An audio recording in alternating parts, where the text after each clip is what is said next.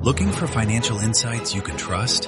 How do you protect yourself as an investor? What's the strategy? I think it's really simple. I think you just want to be diversified in your portfolio. The Payne family brings real-world experience to every conversation. Well, I think that's the problem right now is, right, a lot of people that are close to retirement, they're taking so much risks. And if we do get a big sell-off, it could derail their retirement. Listen to the Pain Points of Wealth on the Red Apple Podcast Network. This episode is brought to you by Progressive Insurance. Fiscally responsible, financial geniuses, monetary magicians. These are things people say about drivers who switch their car insurance to Progressive and save hundreds. Visit Progressive.com to see if you could save. Progressive Casualty Insurance Company and Affiliates. Potential savings will vary, not available in all states or situations. It's the Joe Concha Tunnel to Towers Foundation Sunday morning show. Now, here's Joe Concha.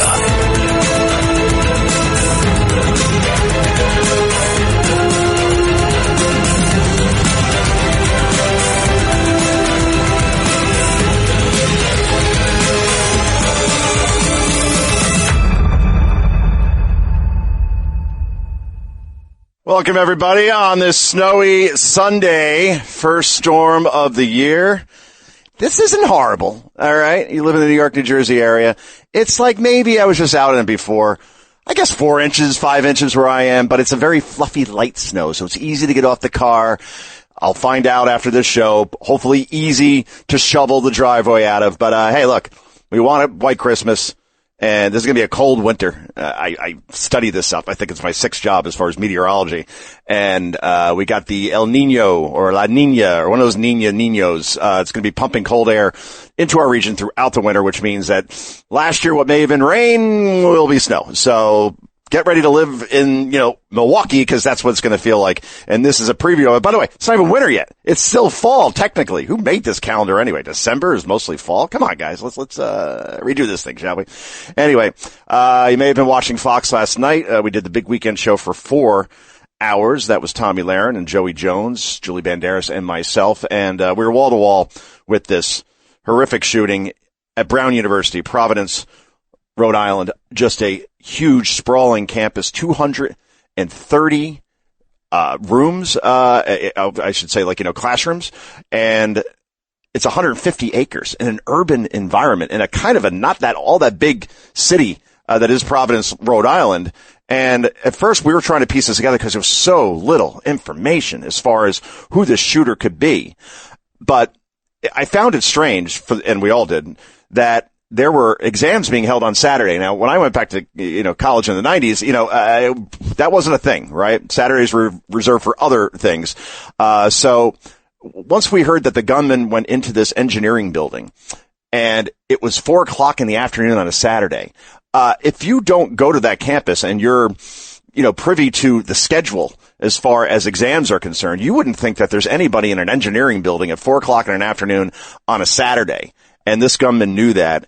He burst into one classroom screaming, opened fire. He was dressed all in black. He did have a mask on, which, again, kudos to the Providence Police Department, campus police. We're still getting details as far as how they found this guy. But when you're looking at surveillance video, for example, Tyler Robinson, that freak that killed Charlie Kirk at Utah Valley University back in September, he made it pretty easy, right? He didn't wear a mask. He discarded the gun. So you have fingerprints, you have DNA, and then obviously on any campus, especially Brown, surveillance cameras quickly captured his face, which then his father saw, of all people, who was in law enforcement, and turned his own son in, which that had to be fun. And the bottom line is that in this case, if the guy was running around with a mask on, right, he very easily could not be detected, even if 100 cameras see him. And Brown has more than 800 surveillance cameras on its campus. So the fact that they were able to find him, the fact that he was all in black, in a mask, cold night, snow eventually, and they were able to, and I shouldn't say they definitely have the right guy, but they certainly seem very confident in it. That's really something. Apparently, the suspect was a man in his 30s. Usually they're younger, right? At most school shooters, it's either disgruntled classmate or somebody who recently left school. So you're talking like 18, 19, 20, 21. If you go back and look at all these mass shootings, they all appear to be young, disturbed males below a certain age. This guy was in his 30s. Now, what the problem was, we don't know yet as far as ideology, as far as why he targeted that specific building. But the bottom line is that we have 2 students dead. We have 9 that are in the hospital, all in critical condition.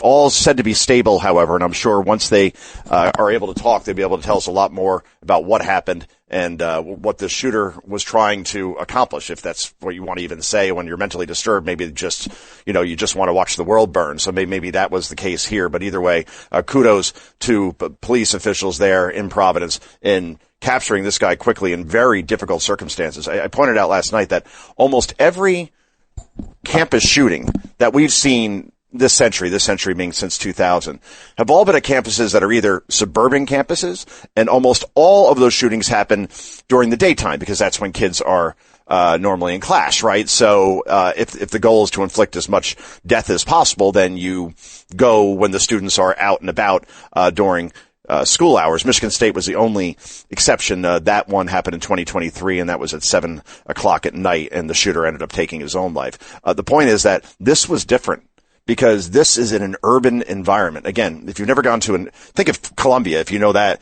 in New York City. I went to Emerson College my freshman year, which was an urban campus on the Back Bay of Boston, and all the campus was a building with the name Emerson College on it. Like, there was no, at Maryland we had a thing called the Mall. It simulated the Washington D.C. Mall. Like this, just green everywhere, like sprawling hills, everything that you picture a college campus to look like. Urban campuses are just buildings. That's all they are. There's not really, those grounds where you could sit and, study and eat a sandwich out of a picnic basket. Like, it's different in those types of environments. And Brown being one of the biggest urban campuses that we have seen, this was going to be difficult because basically it's almost like going into war and then having to go building to building to find your enemy. That's what the Providence police had to do because there's so many places to hide.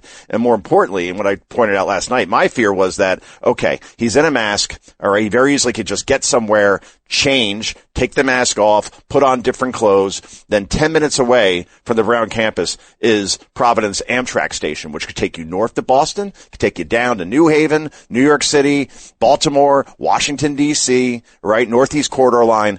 And that would have been a problem once he's out of there and you don't have a ID on his face and there's no DNA left behind, then that would have been the end of it. But in this case, obviously, police were able to track him down. And it's just, again, these things just keep happening. And I don't know how you stop it. I don't. I think what we talked about last night a bit is, obviously more and more now we are living in an age where you have mentally disturbed people who solely live through their phones, solely live through gaming apps, live in a world that is not real, and therefore, when you're shooting somebody, they are not real. It's all a game, or it's all just, you're so detached from actual human contact, right? You haven't touched grass in years that you just feel like you have to lash out in some way, shape, or form, because you simply don't know better. And I think that's a real problem as we are in an era now where, you need the jaws of life to get like an iPad away from my kids, right? And we try to limit that as much as possible. My daughter has a phone. She's in 6th grade. It's more for logistical safety purposes. And they have settings on phones now, as we've learned, where she only gets exactly 1 hour of screen time per day. And once she gets to 1 hour, then it shuts itself off. As far as not the phone, but at least the ability to get on the internet. So there are ways to regulate this. And I think too many parents out there, it's easy, right, to just give your kid a screen or to put on a TV or to give them your phone. And then they're going to be almost like a dog with a bone. They're just going to be quiet for a while. And then you get your piece and you get your time. And one thing we did, or we're doing, is when dinner comes, any phones, any pads go away, TVs go off, you sit at a table, you look at each other, and you do this thing called talking. And when my friends and I used to go out in the city, way back when, we used to have this little game where we all had to take out our phones, put them in the middle of the table, and the first person to grab their phone has to pay for everybody else, has to pick up the bill. I'd love to see that more, because more and more when I go out, you have people at a restaurant table, and they're texting other people as if the company isn't good enough. I'm looking at my phones, or maybe they're doom scrolling through Twitter, X, Facebook, whatever. It's like, all right, enough, guys. Put down the phones for a while. And I'd say that to everybody, to everybody out there. On a weekend like this, on a Sunday like this, especially if you got hit by the storm, and this is a pretty big storm. So if you're in the listening area, you're definitely under it right now. Go take a walk. Go look at how pretty it is outside. It's not all that cold. It's not all that windy, and just get some air. And then after, when you get home, read a book or watch a NFL game for a little bit. Perfect day to do it, but just get out of the phones, because that is, I swear, it's sucking the life out of us. More and more, that's what we're living through. And then before you know it, you wake up and you're 60 years old and you're like, wow, where'd that go? Where'd that time go? Especially with your kids, right? Take them to the library today. Read a book. Just things that you may have used to do. Or I don't know, I'm going tubing after this, after I get done shoveling my driveway. We're going to go to a local hill. The whole town's going to be there. Have some fun. Get on the tube yourself. You're never too old to do it. Live your life. Anyway, this is Joe Concha. This is the Tunnel to Towers Foundation Sunday morning show. Got some great guests coming up for you. We got Paul Morrow. He is a Fox News contributor, former NYPD inspector. He is simply the best in these situations. We had him on set with us last night. He was nice enough to come in mid-show to help us guide us through that situation through his expertise. So Paul's going to join us after the break. And then we have the great Annie Fry, St. Louis radio host, #1 rated. You're going to know why when you listen to her. That's later in the show. That's what's coming up. Stick around. It's the Joe Concha Tunnel to Towers Foundation Sunday morning show. Take my word for it. I live there. Come to Florida. Get pre-approved right now with my guy Michael Kotze. Call him at 561-441-2730. He's got Choice Mortgage and a great real estate team. Get pre-approved right now. Michael Kotze, 561-441-2730. Buy in Florida right now. Don't wait. Save money on state taxes. Make your move today with Choice Mortgage. Trust me, Florida is waiting. This guy's so good, he did my commercials in Florida too. Mike Kotze, 561-441-2730. All right.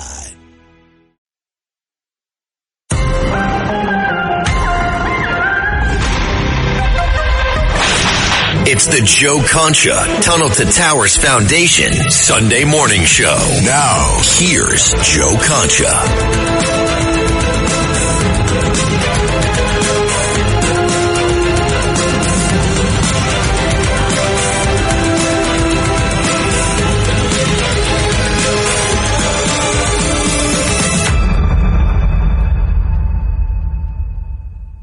Welcome back, everybody. Hey, do you insure your portfolio the way you insure your home or your health? Most people, they don't, leaving their wealth exposed to market volatility. Gold and silver can act like the financial insurance. Look at it that way. And this year, gold is up over 67%. Silver's up over 129%. While the S&P 500, that's gained about 16%. Pretty good, but it ain't 67 and 129% with gold and silver. I trust Goldline, the most trusted seller of gold and silver in the U.S. They've been in business since 1960. Think about that. That's 65 years, man. Owned by a Fortune 500 publicly traded company with competitive pricing and free insured delivery.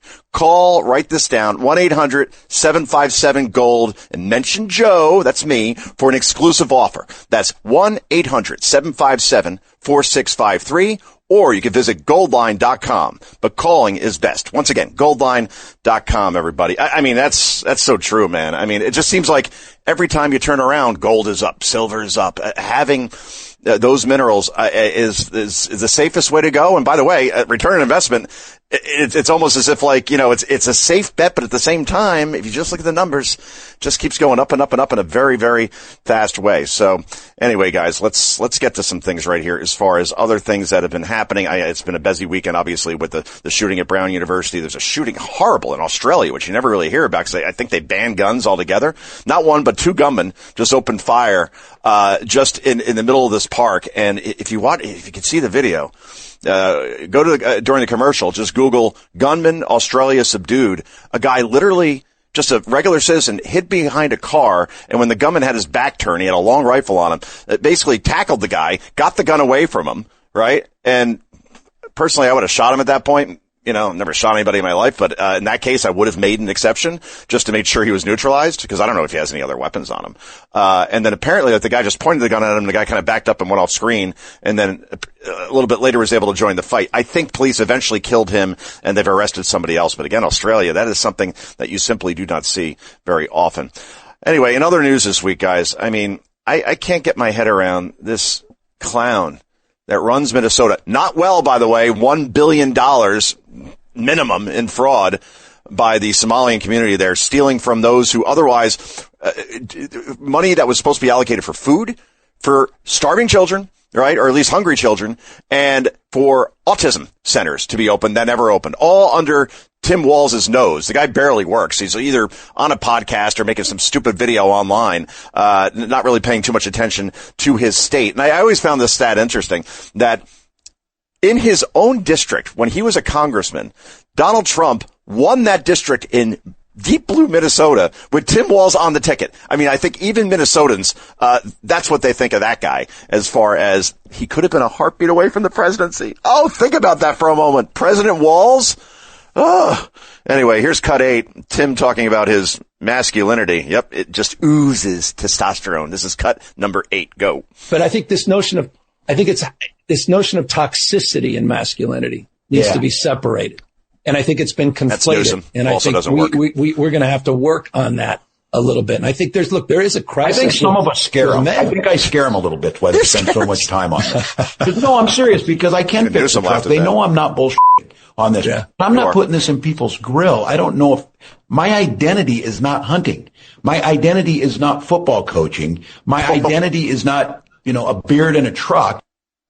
Your identity certainly is not football coaching. Again, I don't know if you remember this from the campaign. It was in my book, The Greatest Comeback Ever, how Tim is playing like Madden football against AOC, and they're recording it, of course, because they want to appeal to like young gamers or something. It was just so contrived. And at one point, Walz says that AOC can run a mean pick 6. Okay? For those of you who know football, I won't have to explain it. For those of you who don't understand football or don't watch it very much, a pick 6 means you intercepted the ball from the offense, you're on defense, and you run it back for a touchdown, which equals 6 points. You picked it, interception, pick, 6 points the other way. Pretty simple stuff. You don't run it as a play. All right? It's something that comes from instinct, maybe a tip pass, maybe the quarterback was under pressure. Either way, you don't go into a defensive huddle and say, let's run a pick 6 here. It does not exist. And he said this. There's no way that guy was a football coach. No, and apparently like a great football coach. That's what we were told throughout the campaign. They took this losing program. He's like the Bill Parcells of Minnesota and turned him in to winners. Oh, remember the Walzes. So anyway, thank God. He's running for president again probably, but I think he's at like negative percentage points as far as people that actually support him at this point for president. Kamala's not doing that well either. It looks like Newsom. Vance. And Newsom, Charlie Kirk was the first guest on Newsom's podcast. Again, there's a governor who has a podcast. He's posting online all day. The guy doesn't actually work, which maybe explains why 89% of homes that were burned in wildfires in California still haven't started one stitch of construction. Like, the guy doesn't care. He's just running for president, and that's all that matters. And liberals will embrace him the same way they embrace Kamala. Whatever beats the other side, if they think that gives him the best chance, they will forgive him for everything, including California having the highest homeless rate in the country, the highest taxes in the country, the biggest exodus out of any state in the country. I can talk about the drug problems, how Newsom allowed an open border, how, again, the wildfires handled that horribly, ate at the French Laundry restaurant when he closed down everything else for COVID, sent his kids to private school so they could go to school during COVID while he shut down the rest of the state longer than any other state. The worst record of any governor, and this includes Tim Walz somehow. It's probably a tie. Yet Newsom's the front runner, probably will win because look at who the competition is. AOC, Jasmine Crockett after she loses by 20 points in her Texas Senate race, and Pete Buttigieg, right? That's basically it. I don't know, J.B. Pritzker, Jackie Gleason over in Illinois, maybe, but that's it. Anyway, speaking of Jasmine Crockett, we can't do a show without playing at least one clip from her.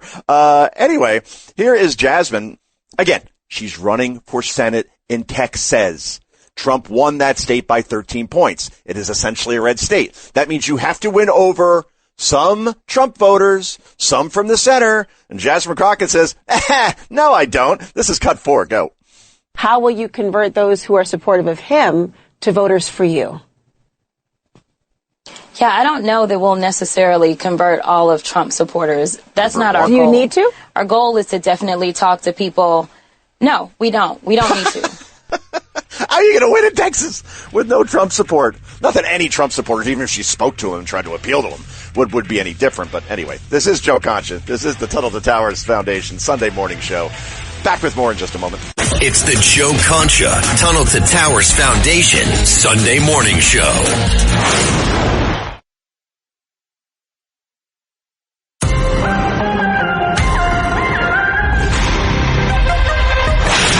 It's the Joe Concha Tunnel to Towers Foundation Sunday morning show. Now, here's Joe Concha.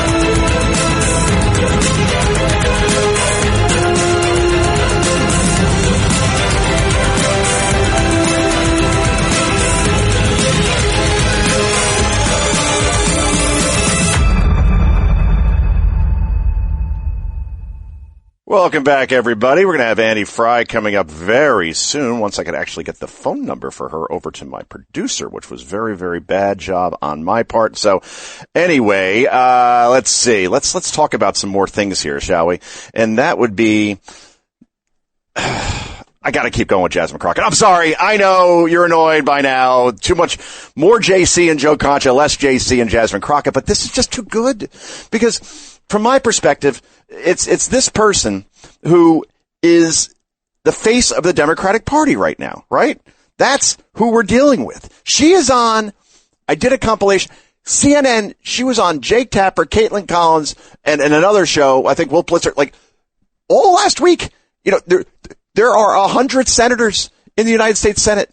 There are, 400 and something Congress people in the Congress. She's a representative from Texas who hasn't passed one piece of legislation, co-sponsored, sponsored, does not matter, has accomplished absolutely nothing. And yet she's on the air all the time because she says the most stupid, provocative things. And in this world of cable news, that's what gets rewarded. So let's go through Jasmine Crockett's greatest hits. This is cut 2, go. I want people to understand that there are crimes that are committed not because people are criminals, but because they literally are trying to survive. Oh. That we know how to use a chair, whether we pulling it up or we doing something else with it. Because I'm sorry, but we don't have ethical rules that say that you can't receive text message, especially if somebody has a certain record and you can't do it in committee. We all be sitting on our phones, and yes, people be texting. But do you think that was inappropriate? I mean, would you text with someone who is a registered sex offender about what you should ask? I honestly know that he had never been convicted of any federal crimes at that time. But he'd been in jail already. I'm not mad at any federal workers except for the ones that have continued to get paid, which means it's me and my coworkers. I'm obviously not mad at myself either. Oh, that's the best. I'm not mad at any federal workers except for those who are getting paid during the government shutdown, including myself. But I'm not going to be mad at myself. I swear, this person is a cartoon. She's a caricature of a cartoon character. Say that fast 5 times.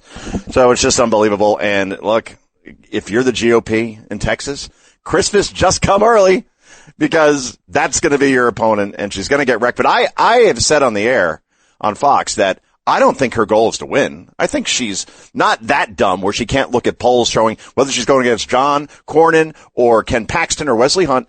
One of those three, and that's one of those three are going to come out of the GOP side, that she sees every poll showing her losing anywhere from 13, 15, 20 points, right? So she knows she can't win in that state, especially if she's not going to be able to appeal to one Trump supporter. So the goal is to be the next co-host of The View. In fact, The View a year from now is going to have this kind of view. It's going to be, let's see, Whoopi, Joy Behar, Marjorie Taylor Greene, or as I call her, Marjorie Timu Greene. She's Timu MAGA. And then you're going to have on Jasmine Crockett and then throw in an Ana Navarro or, whoever the conservative on that show is supposed to be. And that's what's going on here because Marjorie Taylor Griffin, MTG, right? The girl who said that, or at least retweeted out, therefore she advocated that Jewish space lasers were, clearing out brush and other trees so Gavin Newsom could build a high-speed train from Los Angeles to San Francisco. Jewish space lasers, because that isn't anti-Semitic or anything like that. This is the same girl. And if you believe this, by the way, I'm sorry. I have no time for people like this. And I've met people like this before, and I thought they were joking at first when they were saying it, and then they were serious. She once argued that the Biden administration, which was horrible, but they're also inept, and also this kind of thing does not exist on this planet, was steering hurricanes towards Florida, a red state, in order to suppress the vote. I can't even control hurricanes? You can steer it like a video game? Utterly ridiculous. And please, I've had people send me stuff on Twitter. No, Joe, it's real. Oh, really? Oh, great. So if our government can do that, and now Trump has access to that kind of capability, why not steer, I don't know, a couple of hurricanes towards our enemies, right? A couple of tsunamis, a couple of what, like if we have this great power, why not use it for, some good, I guess, if you're the United States and you want to take down an enemy. I just don't have time for it. And this person has said that over the years, and I have been anti-MTG from day one. People are like, oh no, you don't like her now because she's anti-Trump. No, she's not even anti-Trump. She is, look at me. CNN, MSNBC, put me on the air. I'm your hero now. And she doesn't even realize that she is the biggest useful idiot out there. Period. That's it. And I just don't have time for people like this. They're opportunists. Just like George Conway is an opportunist, just like Michael Avenatti, remember him? Prisoner 844GX on his prison block. He was a useful idiot. If you're anti-Trump and you're loud enough, that's what gets you on certain quarters of cable news these days. Anyway, Elijah, you get in my ear. Do we have Annie Fry by any chance? We have Annie. Great. All right, pipe her in. Annie Fry, how are you? How was church? Hi, Joe. Church was great. Everything was great. Thank you for including me in your Sunday morning. Look at you. You are like the picture of faith and family. How many kids do you have again? 4? 4. I always tell my kids I'm always looking for upgrades, and I keep coming home with the same one. So wow, that's good. I'm going to use that. I can borrow that? All right. Yeah, so you got 4, happily married, go to church every Sunday. They come with you, I would imagine, right? Yes, they do. Okay, very good. And what was today's sermon about? Today's sermon was about preparation, being prepared. A lot of Advent discussion in the church service, so that's good. All right, very good. And you were prepared for that question, because if I caught you saying you went to church and you didn't, then you would have stuttered or something would have happened. But you had that right down the middle. I have a few notes. I'm actually looking at my church bulletin right now, and the notes are for my conversation with you. So, really? Church in the interview, a little interview in the church, and everybody's happy. Oh, that's great. 97.1 FM Talk. That is Annie's radio station, 12 to 3 p.m., St. Louis, Missouri. This show obviously goes nationwide, so please do listen to Annie. I join her show. It feels like almost every week, and that's a good thing. So let me start out with this first, Annie. I'm going to throw you a little curveball, but this is an easy curveball. This is a hanging curveball, all right? This is meat right here. This is cut 6. I want you to react to this person actually making this claim. This is cut 6, Elias. Go. People line up for my advice, and you're walking away like I'm stupid. It's like I've written books, I've given speeches. That is, of course, the former First Lady. People are lining up for her advice. Advice on what, Annie? How to complain about stuff every day on a podcast? Because that's all she does.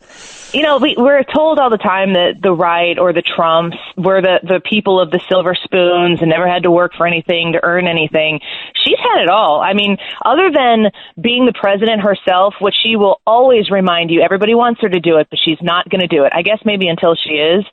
But she's had it really hard. I kind of wish that I have had it as hard as the Obamas have had it here over the course of their time being the most prolific Democrat Party in my lifetime, and I'm in my 40s. So I don't know why she's always upset. I don't know why she's complaining, but she finds all of the public places to continue to do it. So there must be something in it for her. She actually said that life was really tough in the White House because they had to pay for their own food, which... Oh. Did you? I mean, isn't there like a White House chef that you could call at any time? He'll make anything that you need. Said the kids had to pay for their travel. Go ahead. I mean, that tracks though. She is a Democrat, so. Very good point. They had their own zip code, but Martha's Vineyard, where they warned us about climate change for 8 years and then built a home literally on the water, which is supposed to be engulfed, I guess, by now, according to AOC. What do you think about Mark Kelly's chances as far as winning the Democratic nomination? I'm going to play this soundbite for you first, but this guy It's just every day he's on talking about how he's being silenced, even though he can't stop talking and he's not being silenced. Anyway, this is Cut One, go. They're going to trying to take going to great lengths to try to silence me, but it's not going to happen. I'm not going to back down. I said something that was true and lawful, told members of the military they need to follow the law. So he puts out this stupid video, just to rewind for everybody, saying that, hey, if you're in the military, you can defy what you deem to be an illegal order in the heat of battle, and we'll have your back after you've been court-martialed and thrown into a federal prison for life. But yeah, your thoughts on Mark Kelly? It's interesting that the cause with which he was trying to go out there and stump for, maybe legitimately, initially, now it's all about Mark Kelly and it's all about Trump. Once again, this is a play over and over and over again. If the Democrats don't have Trump, they don't have anything. I don't know what they're going to do in a few years when, Michelle Obama, who will remind you, she's not running. They're going to have to find a Democrat who's going to have to run in an election, in a campaign where Donald Trump is in the rearview mirror and we get to live with all the consequence or the benefit, however you choose to view it, that's left after the America First movement has reshaped the Republican Party. What is shaping the Democrat Party? Mark Kelly wants to say he's being silenced. There is one party in the last decade who has used the government to silence American people, American citizens who want to care for themselves with their health care, send their kids to school without the impunity of the government coming in to take over and indoctrinate kids. The Democrat Party is the silencing party at every single turn. And Mark Kelly, he wants to be a leader, a voice for the Democrat Party. Complaining and victimhood, this is where they live. That's where they want to get people's sympathy. They turn it into votes. They've been successful. I don't think they're going to be successful in the midterms. I don't think they're going to be successful in 2028. No, I don't. I think President Trump's economic policies, he's either right or he's wrong. And we're about to embark on 2026 where I think that his economic policies are going to go full stride. We've got a little runway left before we get to take off and see what Donald Trump's ideation of strong America First policies actually can do for the taxpayer, for the citizen, and I emphasize the word citizen. We're about to find out what President Trump and Lutnick and the Treasury Secretary Bessent, what they've all had in mind for us, I think, in the first couple quarters of 2026. And it's sink or swim. And my money is on Donald Trump every single time. And we're talking to Annie Fry. And that's a great point. The big, beautiful bill, it doesn't kick in until 2026. In other words, people are like, Trump, you're not doing anything about this or that. And yet, gas prices, for example, are at a 4-year low, right? Yes. Unemployment, you give me anything in the 4% range or below 4%, great. That's basically full employment. You can't go too much lower than that. Then you see the GDP, it's going to be north of 4% for this last quarter. And then, by the way, no taxes on tips, that kicks in. And then the Trump tax cuts are permanent. And all the great things that go into this bill as far as drill, baby, drill, I think that in the end, once energy costs come down, and that eventually gets passed on to the consumer, the media will not give him any credit for it. Like, it's almost like they forgot that it was the Biden people. And I never liked it when Obama blamed Bush for 8 years during his time of office. But I mean, this is a real thing that when we had inflation above 9% and the way the economy in the country was run, that takes time to fix. And when people say, where are the results? Well, all right, you'll see in 2026. That's a very good point. We'll see what happens in the midterms. Obviously, Republicans have almost zero runway here. I mean, with Thomas Massey being, Mr. Perpetual No, they basically have a one vote, margin in the Congress. So, not a lot to Marjorie play Taylor with. Greene. Yeah, no thanks to MTG, I was listening to you a little bit before I came on here. You're absolutely right. The View's interest in her, she finally passed the test. She doesn't like Trump. Once again, the Democrats, if they're elected or if they're in media, if they're in entertainment, do you hate Trump? Okay, come in. You're part of our party now, because that's all their party stands for. Yeah, she's Liz Cheney with blonde hair. That's basically it, and she's going to go down this road. I swear she will be a co-host of The View one day. I mean, I could totally see that, her being the so-called conservative, and you're just on there to bash Republicans. It's utterly ridiculous. We're talking to Annie Fry. Jim Acosta, who once fancied himself as a very serious journalist, who's objective, just asking tough questions without fear or favor to party. Well, he's pushing this whole line that many Democrats are actually Donald Trump is tired. The guy who didn't take a vacation in August when every other president does. The guy who's answered thousands, literally, I'm not making up that number as like hyperbole, thousands of questions from the press, seemingly on a daily basis, and just has been working tirelessly in the most transformative first year we've seen from any U.S. president in the modern era. Anyway, here's Jim Acosta making the argument that actually Trump is tired. Cut 10, go. He seems extremely tired. And I will tell you, having covered him, up close, where are the press conferences? He doesn't do press conferences. The most he can do now is he brings the little kids into the room and he screams at them and calls them names and then he sends them away. That's the extent of him doing question and answer time now, is on Air Force One or in the Oval Office. Doesn't do press conferences, doesn't do rallies. Now, when Jim Acosta said that, this was last Tuesday. You'll never guess what Donald Trump did on Tuesday night. He held a rally. I mean, boy, do stupid people get to a point in life where they realize they're stupid? Annie, we got about 30 seconds. You're a pro. I know you can handle it in 30. Yeah, absolutely. No problem at all. I had to Google where Jim Acosta was working right now. And it turns out, having left CNN in 2025, Substack, YouTube, Apple Podcast, no problem with any of those things. But I think Jim Acosta can sit down on this one. Yeah, I think so. I just love how the mask has come off of all of them. Joy Reid, the mask was always off, but Don Lemon, Chuck Todd, Jim Acosta, John Harwood, Terry Moran, all these people who said they were just serious journalists are now all just Democratic activists, as we've been saying, Andy, for many, many years. Anyway, I'll let you enjoy your Sunday. I would say enjoy the Rams, but they're not in St. Louis anymore. I guess you watch. Oh, here. No, we watch college football. Unfortunately, our family's a Notre Dame family, so we don't have time for that. Oh, they got screwed. We could do another hour on that, but totally screwed Alabama. Oh my God. Anyway, all right, I'm going to go off on a tangent. She is Annie Fry, 97.1 FM Talk, 12 to 3. That would be, of course, in her case, Central Time. But either way, find it wherever you could find that broadcast. You can just through your Alexa. It's pretty easy. Anyway, Annie, thanks so much. Enjoy your Sunday. Talk to you soon. Merry Christmas. All right, Merry Christmas. That's right. I can say Merry Christmas at this point because we're 11 days out. Boy, that was fast, right? Fast year overall. Anyway, guys, I got to tell you more about Goldline. I love these guys. Do you have insurance for your portfolio, including your retirement accounts? Insurance. Think about that. We insure our homes, our cars, our health, yet most of us leave our wealth completely unprotected from market volatility. Traditional stocks and bonds, we've all lived it. They don't always hold up in turbulent times, but gold and silver can act like a real financial insurance. Gold is up 67%, silver over 129%, S&P 500's gained about 16%.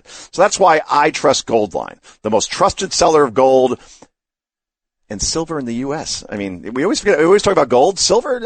You see the return on investment, 129%. It's pretty crazy. They've been in business since 1960. They're owned by a Fortune 500 company, publicly traded. And, that's just for added transparency. They offer competitive pricing, free insured delivery. And right now, Goldline is offering an exclusive promotion for my listeners. Call 1-800-757-GOLD.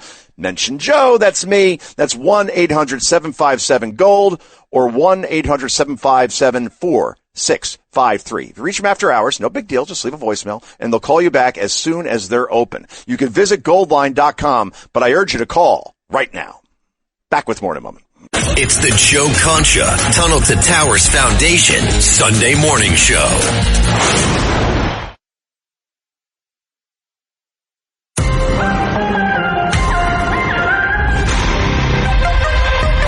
It's the Joe Concha Tunnel to Towers Foundation Sunday Morning Show. Now, here's Joe Concha.